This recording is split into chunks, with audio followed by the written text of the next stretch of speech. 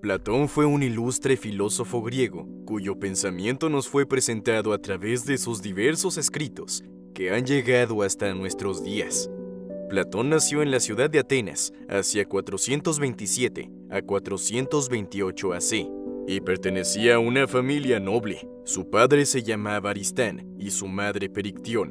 El filósofo tenía dos hermanos, Adimanto y Glaucón, así como una hermana llamada Potone.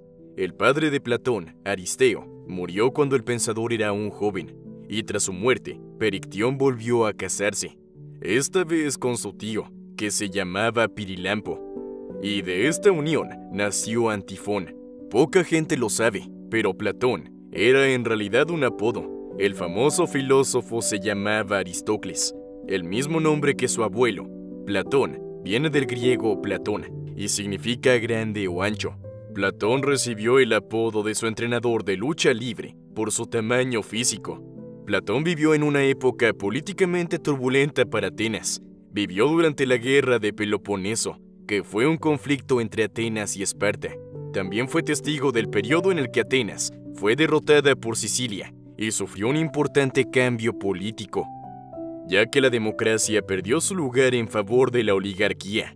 Este periodo de agitación influyó sin duda en sus reflexiones sobre la ética y la política.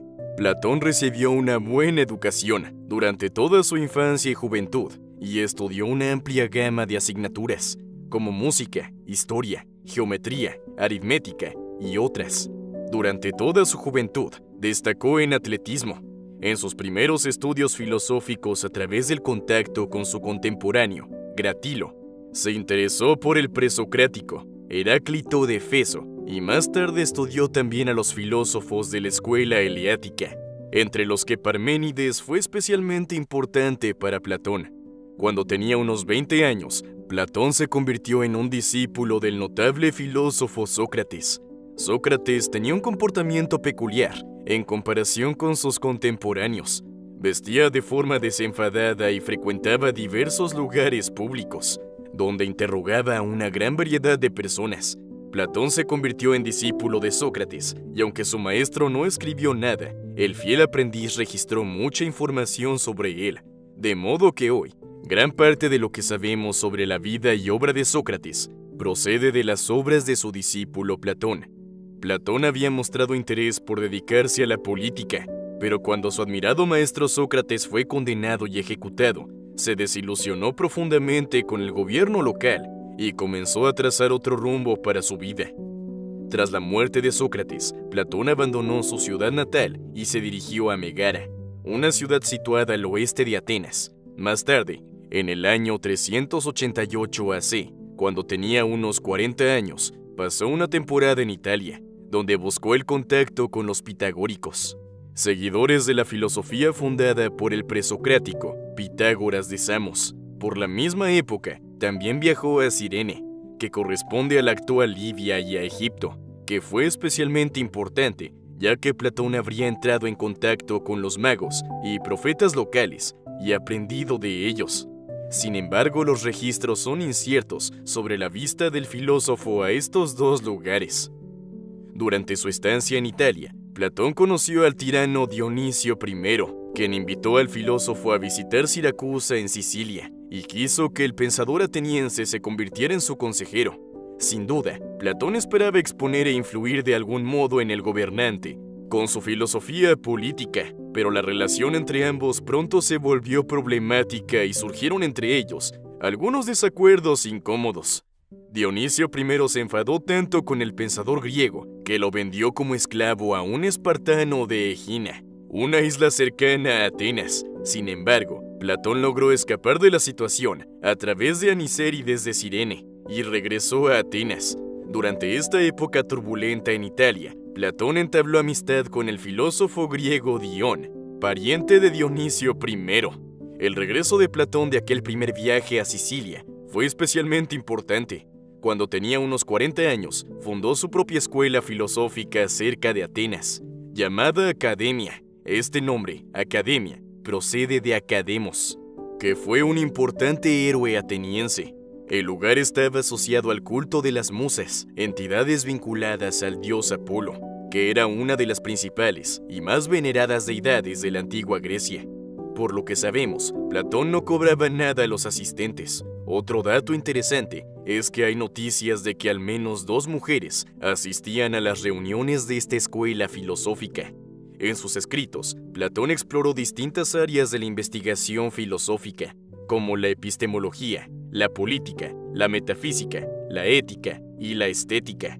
Entre los muchos aspectos que componen su filosofía, los más importantes y conocidos son el mundo de las ideas y el mito de la caverna.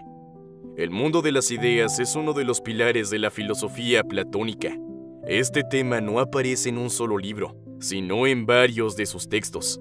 Platón considera que existen 2 mundos. El plano de lo que él llama el mundo de las ideas se caracteriza por ser inmutable, eterno y estable. El mundo sensible, que es lo que aprendemos a través de nuestros sentidos, se caracteriza por la mutabilidad de las cosas y sería el mundo de las apariencias, de las copias imperfectas, de lo que a su vez se encuentra en el mundo de las ideas, en el que están las esencias, las verdades en sí mismas. Esto significa que en el mundo de las ideas, las cosas son el en sí, son absolutas, mientras que en el segundo plano, es decir, en el mundo sensible, las cosas solo existen de modo aparente, porque sus causas primeras, como se ha dicho, están en el mundo de las ideas. Lo que existe en la dimensión de los sentidos es una copia de lo que pertenece al mundo de las ideas. Por tanto, la verdadera causa de las cosas en el mundo sensible es precisamente suprasensible. En otras palabras, lo que existe en el mundo en que vivimos es una sombra de lo que habita en el mundo de las ideas. Para ilustrar este pensamiento, Platón escribió lo que se ha dado en llamar el mito o alegoría de la caverna. Imagina una cueva en la que hay varios prisioneros, que desde que nacieron han estado encadenados y mirando en una sola dirección, viendo sombras proyectadas por objetos situados detrás de ellos, iluminados por un fuego. Creen que estas sombras son la realidad. Cuando un prisionero se libera y sale de la cueva, al principio se siente deslumbrado por la luz del sol y la verdadera realidad, pero finalmente se da cuenta y acepta esta nueva perspectiva. Se dio cuenta de que las sombras que había visto antes no eran las cosas en sí. El hombre regresó a la cueva para compartir lo que había descubierto, pero los demás prisioneros se burlaron de él y simplemente no creyeron ni una palabra de lo que dijo. Permanecieron ahí, engañados, creyendo que las sombras eran la verdad en sí mismas, sin saber que las cosas en sí no estaban en aquel lugar. En esta metáfora, el mundo sensible es la caverna y el mundo de las ideas, es decir, la realidad misma, la causa de lo que forma parte del mundo de los sentidos, es lo que existe fuera de la caverna. Esta alegoría también puede ser interpretada y entendida de diferentes maneras, incluso en relación con otras facetas de la filosofía platónica, como en la nociología, la ética e incluso la política. Aunque importantes, el mundo de las ideas y el mito de la caverna son solo una parte de la extensa y compleja obra de Platón, que abarca estudios sobre estética, moral, reflexiones sobre el amor y otros temas diversos. En 367 AC, Platón regresó a Sicilia. En esta ocasión, intentó acercarse a Dionisio II, que estaba en el poder después de su padre. Platón fue ahí porque, al parecer, el tirano Dionisio II había desarrollado un gusto por la filosofía y quería estudiar con el filósofo. Pero al igual que había ocurrido años antes, la estancia de Platón en Sicilia fue frustrante y su encuentro con el testarudo Dionisio II no fue nada fructífero, y pronto surgieron desavenencias entre ambos. Pero ese no fue el final de la estancia de Platón en Sicilia. En 361 AC, el pensador griego viajó de nuevo a Sicilia, esta vez acompañado por sus 2 alumnos, Genócrates y Espípodo.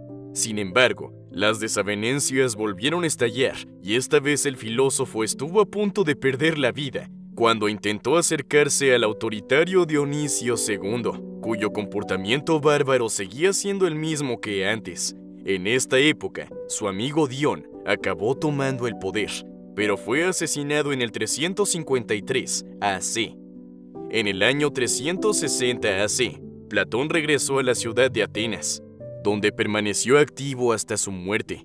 Platón murió aproximadamente en el año 347 AC, a la edad de unos 80 años, y al parecer fue enterrado en el recinto o en las inmediaciones de su escuela filosófica. La Academia de Platón fue destruida en el año 86 AC por Lucio Cornelio Sula, un militar romano que conquistó la ciudad griega ese mismo año. No solo fue destruida la Academia, sino también otras partes de la ciudad, como el Liceo, una escuela filosófica fundada por Aristóteles. Incluso después de la destrucción de la Academia, la escuela platónica continuó impartiéndose hasta que en 529 DC fue clausurada a instancias de Justiniano, el emperador romano. En el siglo XX se localizó el emplazamiento de la Academia, que ahora es un yacimiento arqueológico que se puede visitar gratuitamente y recibe muchos turistas. El vasto legado filosófico de Platón influyó en otros nombres célebres de la historia de la filosofía. Aristóteles fue uno de los alumnos de la Academia durante casi 20 años y recibió una enorme influencia de Platón, que fue su maestro. En el año 250 de nuestra era, el griego Plotino inauguró la llamada escuela neoplatónica, en cuyo seno comenzó a estudiar y reinterpretar la filosofía de Platón.